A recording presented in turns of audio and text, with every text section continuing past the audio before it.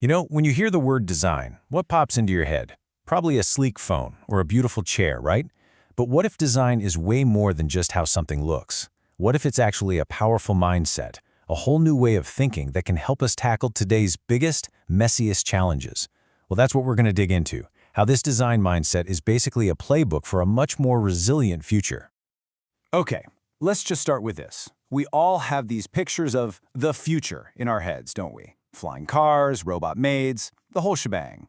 But as this quote points out so brilliantly, a lot of those visions aren't really forward-thinking at all. They're just inherited ideas, recycled dreams from a past that doesn't really fit our present, let alone where we're headed. And that right there leads us to this really fascinating idea that futurists call the used future. It's this trap we fall into of just adopting old ideas and models without ever stopping to ask, hey, does this still make sense? We're basically trying to build tomorrow with yesterday's blueprints, and man, it is holding us back in so many ways. And this trap is literally everywhere you look. We keep designing our cities around cars when we desperately need them to be walkable and sustainable. We structure our schools like old-school factories when what we really need is to spark creativity. Our healthcare system? Amazing at fixing you when you're broken, but not so great at keeping you from getting sick in the first place. And yep, we're still clinging to office cubicles in a world that's gone hybrid. We just end up polishing these old ideas instead of making real, game-changing moves. So, the big question is, how do we get out of this trap? Well, the answer is a human-centered design mindset. But here's the twist, the part you might not expect. It doesn't start with your customer. No, it starts by looking inward, at the very organizations trying to make a change. So, this was the final word from a senior executive, a Mr. Zhang, at a huge consumer products company. His teams were supposed to be collaborating on a new product line, but something was just off. And his simple, devastating critique, the design feels soulless. It just perfectly nailed the problem of internal teams not being on the same page. See, the company had this vision, right? They wanted their teams to work together like a championship dragon boat crew, every oar hitting the water in perfect sync. But the reality? Different roles, different skills, different goals. The teams were totally misaligned. It was like they were in the same boat, but rowing in completely opposite directions, and the project was just dead in the water.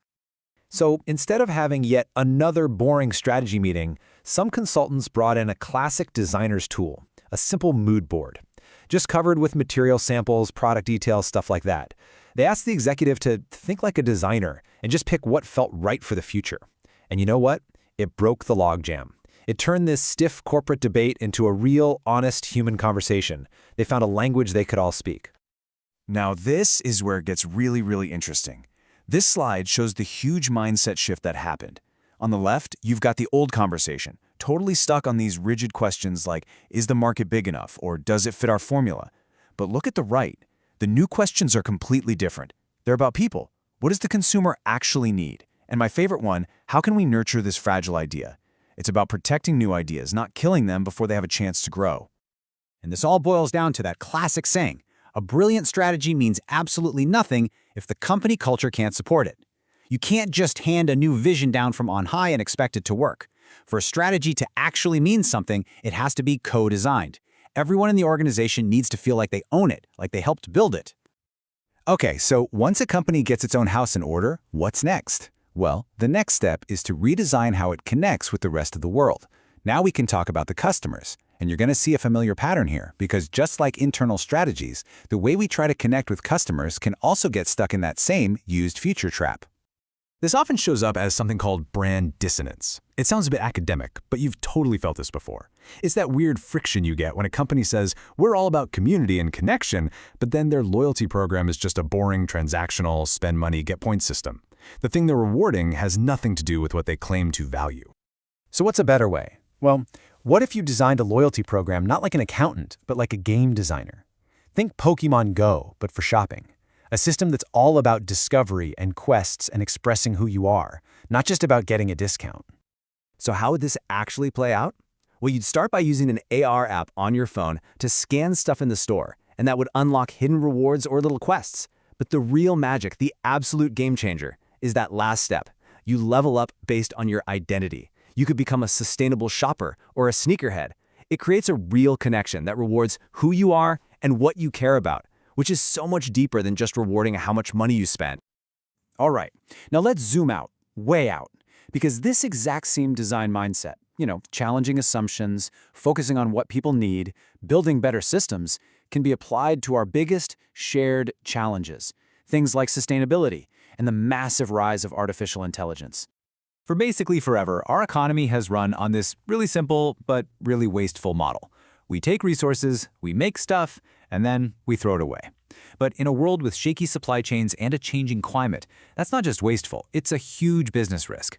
The design mindset points us toward a circular economy, one built from the ground up on reuse, repair, and remanufacturing. And this isn't just some nice green idea. It's a core strategy for being resilient in a crazy world. And this slide, this is the kicker. Over 80%.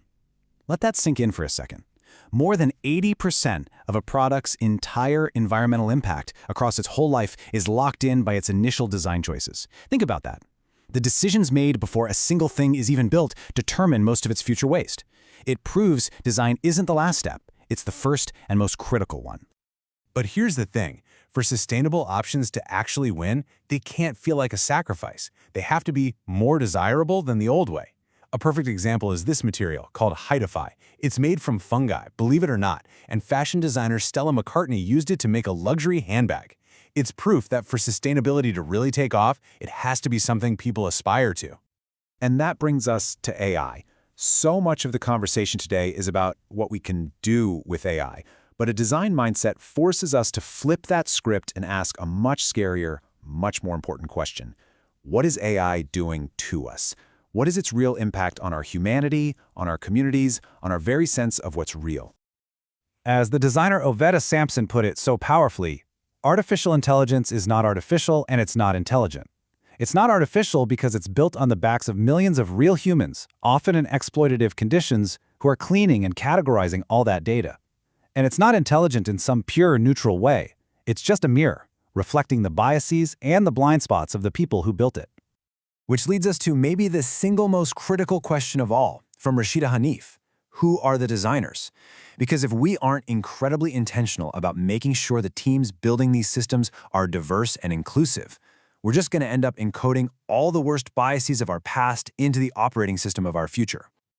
So let's pull all these threads together, whether we're talking about fixing a broken company culture, building real customer loyalty, or shaping global systems. The core message is exactly the same. The future shouldn't be something that just happens to us. It has to be something we co-design together. And that, right there, is the ultimate superpower of the design mindset. It teaches us that the real work isn't always about rushing to find the answer. It's about having the patience to frame better, deeper, more human questions in the first place. It's about challenging our own assumptions so we can create what comes next, together. So I'll just leave you with this final thought. We spend so much energy imagining what the future will look like. The gadgets, the buildings, the clothes. But what if we started with a totally different question? What do we want the future to feel like? Grounding our work in that human feeling, that might just be the best way to finally break out of the used future trap and start designing a truly new one.